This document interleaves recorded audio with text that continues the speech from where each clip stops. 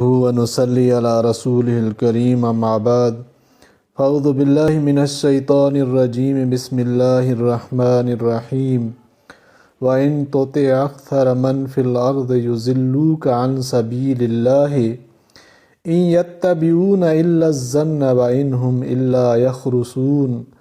اور اگر تو کہنا مانے گا اکثر ان لوگوں کا جو دنیا میں ہیں تو تجھ کو بہکا دیں گے اللہ کی راہ سے۔ وہ سب تو چلتے ہیں اپنے خیال پر اور سب اٹکل ہی دوڑاتے ہیں۔ اس آیت میں حق تعالیٰ نے رسول کریم صلی اللہ علیہ وسلم کو اطلاع دی کہ زمین پر بسنے والے بنی آدم کی اکثریت گمراہی پر ہے۔ آپ صلی اللہ علیہ وآلہ وسلم اس سے مرعوب نہ ہوں، ان کی باتوں پر کان نہ دھریں۔ قرآن نے متعدد مقامات پر اس مضمون کو بیان فرمایا ہے۔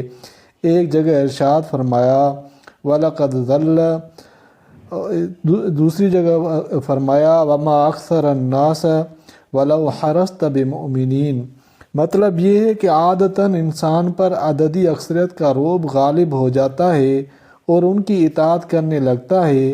اس لیے حضرت صلی اللہ علیہ وآلہ وسلم کو خطاب کیا گیا کہ دنیا میں زیادہ لوگ ایسے ہیں کہ اگر آپ صلی اللہ علیہ وآلہ وسلم ان کا کہنا ماننے لگیں تو وہ آپ صلی اللہ علیہ وآلہ وسلم کو اللہ کی راہ سے بے راہ کر دیں، کیونکہ وہ عقائد و نظریات میں محض خیالات اور اوہام کے پیچھے چلتے ہیں اور احکام میں محض تخمینہ اور اٹکل سے کام لیتے ہیں جن کی کوئی بنیاد نہیں۔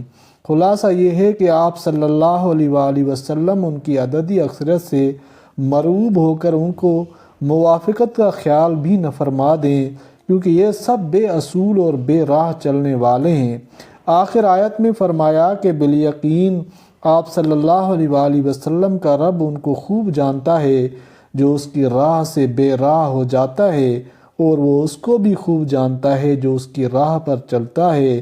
بس جیسے گمراہوں کو سزا ملے گی، سیدھی راہ والوں کو انعام و اکرام حاصل ہوگا۔ اللہ تعالیٰ قرآن پاک کو سمجھنے کی توفیق عطا فرمائے، آمین یا رب العالمین۔